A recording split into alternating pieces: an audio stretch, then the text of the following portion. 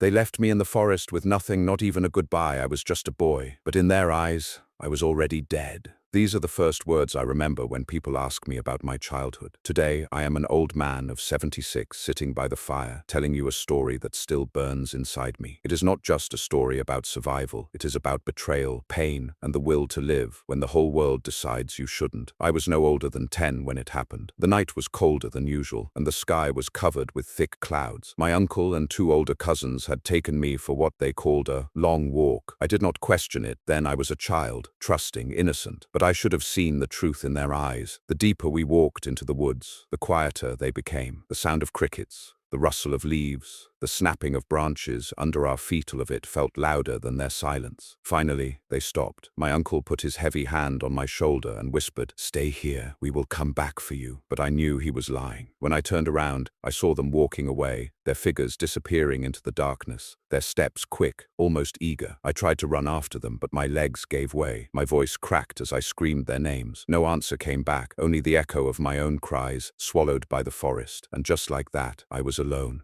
The forest at night is not a place for a child. Every sound becomes a monster. Every shadow feels alive. I hugged myself tightly, shivering, trying to convince my mind that this was a nightmare. But the pain in my stomach from not eating, the cold wind cutting my skin, these were too real to ignore. Hours passed. My throat was dry as sand. I remember looking up at the sky, begging for even a drop of water. And then, as if nature heard me, the rain began to fall. It was not gentle. It came with thunder, with lightning that lit up the trees like fire. But for me, it was life itself. I opened my mouth, catching the raindrops, letting them slide down my throat. My hair and clothes were soaked, but I didn't care. That water saved me from the thirst that could have killed me. I searched for shelter and found a cave hidden behind thick vines. The entrance was narrow, but inside it was dry. I crawled in, trembling, curling myself into a ball. My body was weak, but my mind kept whispering, "Survive, just survive." The nights were the worst. Alone in that cave, I could hear the howls of wolves in the distance, the flapping of bats above me, and once, I swear, I felt the breath of something at the entrance of the cave. My heart pounded so loudly, I thought it would burst. But somehow I made it through. Days passed, though I had no way of counting them. Hunger clawed at my stomach like fire. I ate whatever I could find. Wild berries, roots, even leaves that tasted like poison. Sometimes they made me sick, but they kept me alive. Then one morning, I woke to voices, human voices. At first I thought I was dreaming, but then I heard laughter, the sound of hooves, and the clinking of metal. I rushed to the entrance of my cave, my body shaking from weakness, and saw them, travelers, or perhaps a tribe moving through the forest. I stumbled toward them, falling on my knees in the mud. My voice cracked as I tried to speak, but all that came out was a broken whisper. "Help me." They looked at me with wide eyes, whispering among themselves. An old man from the group stepped forward, knelt beside me, and gave me water from a leather pouch. That water felt like heaven itself. I drank until I could breathe again. He asked me where I had come from, but all I could do was cry. That was the day my life was given back to me. If not for the rain, the cave, and those strangers who found me, I would not be here today telling you this story. My family had left me to die, but fate had other plans. And as I grew older, I realized one truth. Sometimes, the ones closest to you can hurt you the most. But sometimes, survival itself is the sweetest revenge. What they did not know was that the boy they abandoned would one day become a man they could never destroy. And this was only the beginning of my story. My story did not end in that forest. In truth, it had only begun. The people who found me took me with them. They were wanderers, moving from one place to another, never staying in the same village for too long. Their leader, the old man who gave me water, treated me like his own. He called me child of fate. He believed I was meant to survive for a reason. But inside me, the wound of betrayal never healed. I could still see the faces of my uncle and cousins, their shadows walking away, leaving me to die. That memory became my fire. I did not want pity. I wanted strength. I wanted to grow into someone who could never be broken again. The wanderers taught me skills I had never imagined. I learned how to build fire from stones, how to hunt with a bow, how to track animals by their footprints. Each lesson was a weapon against weakness. Each day I felt my body grow stronger, my heart colder. But every night, when I lay under the stars, I whispered to myself, one day, they will see me again. Years passed. I was no longer the helpless boy left in the woods. I had become a young man, sharp, silent, and determined. The old man, my guardian, once told me, survival is not just about living. It's about proving to those who doubted you that you were always stronger than their fear. Those words stayed with me. One day, while moving through a town with the wanderers, I overheard a name that froze my blood. It was my uncle's. He was living not far from there, in a place filled with wealth and comfort. The same man who had left me to rot in the forest was now thriving, respected, and surrounded by luxury. At that moment, something inside me broke. All the pain of my childhood came flooding back. My fists clenched, and my heart screamed for justice. I knew I had to see him again, not as the boy he abandoned, but as the man his betrayal had created. I left the wanderers that night. The old man tried to stop me, but I told him, I have to finish what was started years ago. This is not just my past, it is my destiny. He looked into my eyes, and though he did not agree, he understood.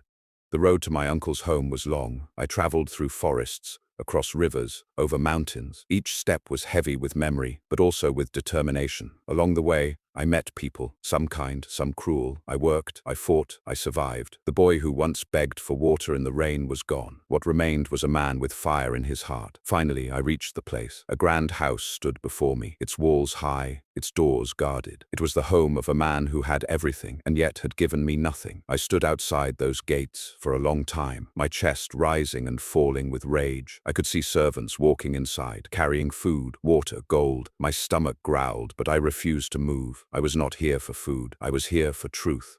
When I finally saw him, my uncle, it was like facing a ghost. His hair was grey now, his face heavier, but his eyes were the same, cold, calculating, the same eyes that had looked at me that night in the forest before turning away. I stepped forward. He froze, staring at me, as if he had seen death itself. For a moment, silence filled the air, and then, with a trembling voice, he asked, Who are you? I smiled, though it was not the smile of a child anymore. It was the smile of a man forged by pain. I am the boy you left to die, I said. But I did not die. I lived, and I came back.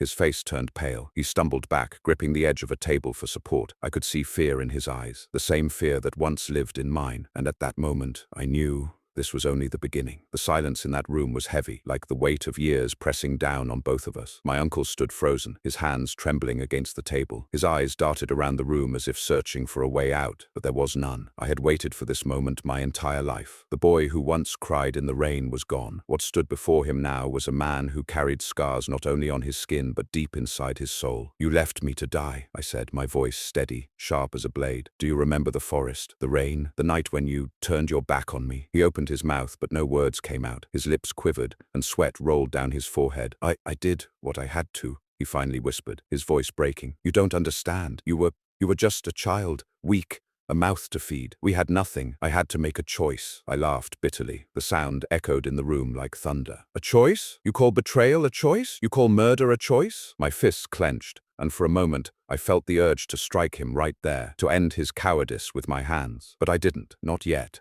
He staggered back, falling into a chair. His face turned pale, his chest rising and falling with panic. I stepped closer, my eyes locked on his. I survived because of strangers, I continued. They gave me water, they gave me bread, they gave me hope. You, my own blood, gave me death. Do you see the difference? Do you understand what kind of man you are? His breathing quickened. Please, he muttered. I have a family now. I have children. They don't know what I did. Don't destroy them because of my mistakes. Those words hit me like a hammer. Children, innocent lives. For a second, I saw myself again. Small, abandoned, helpless. I remembered the pain, the hunger, the loneliness. And in that moment, I realized something. Revenge could destroy him, yes, but it could also destroy me. If I became like him, selfish, cruel, willing to sacrifice the innocent, then what would all my survival mean? I leaned forward, my face inches from his. Your children will never know, I said slowly, but you will never forget. Every night when you close your eyes, you will see me. You will see the boy you left to die, and you will live the rest of your days knowing that your cowardice created the man standing before you. Tears filled his eyes. He tried to speak, but the words stuck in his throat. I turned away, my heart pounding, my chest heavy with emotions I could barely contain. Anger, sadness, relief, pain, they all twisted together like a storm inside me.